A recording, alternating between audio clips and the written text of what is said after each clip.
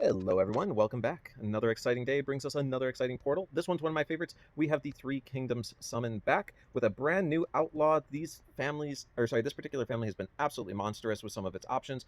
Now we have a new red fire hero here, and he is going to be of the monk class, so he does get that nice natural 30% chance to resist, which is super fun.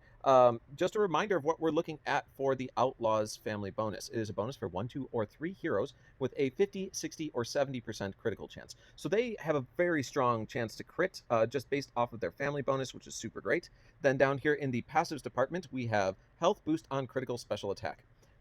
When this character scores a critical hit with their special skills, they boost the health of all their allies by 10%. This effect can activate once per turn. So when they are critting, they're doing that nice extra 10% heal with just boosted health, which is very helpful. Then they also have Righteous Rebellion. When this character's special skill hits a target that has higher current HP, gain 20% boosted health.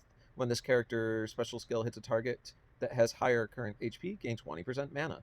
Each of these effects can activate once per turn. So it does encourage you to take on characters that are at a higher health total, which is pretty cool. And when you do, you get that boosted health and mana. It does help speed up their next special. So I recommend you try to pay attention to that when using these characters as well. And last but not least, we get the passive of Resist Bleed. So they are immune to bleed effects, which is super useful as well. There's quite a few heroes out there right now that are doing bleed effects. So having that immunity really makes these characters a little more survivable in the current meta, and you got to appreciate that. Under Aether Power, they went with a Bulwark. This particular Aether Power is fine. It's just like the defense up one. It requires them to be hit in order to maximize it. So I don't know if I love that, but it can also go higher than the standard defense up. So maybe there's a pro or con to one or the other. But personally, I think I'd rather just have the flat 20% defense. Either way, still kind of cool. And then last but not least, we bring ourselves to our special. Over here we have Monistic Restraint. Monistic. Sure. Okay, so operating at average speed, it says this special skill has a chance to deal critical hits, which I think we all understand about this. And then it brings this little caveat up that says the chance to deal critical hits based on the hero's overall critical chance when the damage is dealt. Critical hits caused by this special skill deal 50% more damage, which is nice, and critical hits can reduce enemies' max health in PvP battles. This effect is stronger against characters with boosted health. So that's really nice too. I love seeing the health reduction when these guys crit. It is pretty crazy. Then also we have caster deals 340% damage to all enemies at average speed. That's a pretty solid hit at average speed. There's really nothing to complain about there. And remember that if it does crit, which he has a pretty high chance of, that 340% is more like 510% with the additional 50% damage added. So just don't forget about that. Also, it says the caster gets an additional 40% power for the next special skill they cast.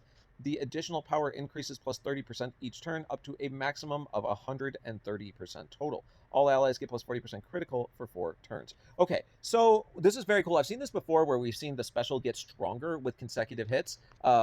There's a green from the Knights family that did something similar. Quentin or Quaylin, I forget. She starts with a Q, I think. Anyway, long story short, what's cool about this guy is that he's got that same mechanic, but now they're adding this extra thing that says for each turn, it's going to add an additional 30%. Well, I mean, honestly, you probably don't fire them back to back, right? So in reality, let's say it takes 2 turns to power up.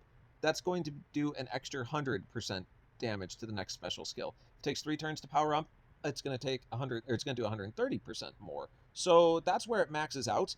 But I do like that idea. I like it powering up to do more damage on the following hits. I do want to point out that if this happens, right? Let's say we live in a perfect world where he crits on the hit. What's going to happen here is that hit's going to go off. It's going to possibly crit for 510% damage to the target it crits on.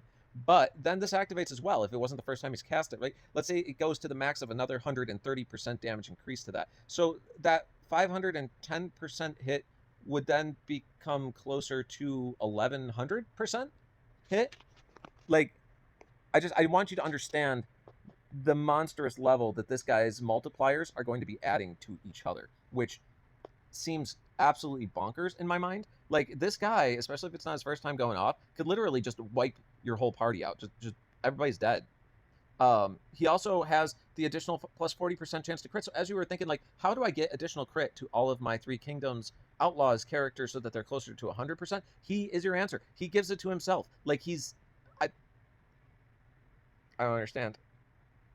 I don't understand because I just think the guy's too strong. I think like he's literally he does so much. Um, and he's a monk class protecting himself from forms of crowd control where you're trying to slow him down. And I just wow.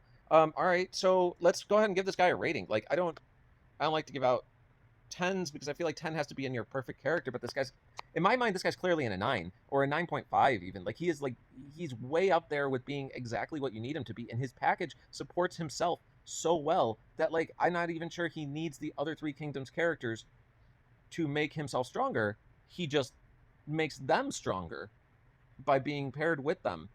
Yeah, if you pull this guy, congratulations. He's an absolute monster. I love him. I'd love to get him, but I am really not going to enjoy facing him. So watch out for this guy in raids. Understand that, especially if it's not the first time he's cast his special, he is about to be rather devastating. So great choice for crowd control or a first burn target, etc. Don't underestimate what this guy could end up doing to your team. All right, everyone. Thanks for tuning in. We'll catch you next time.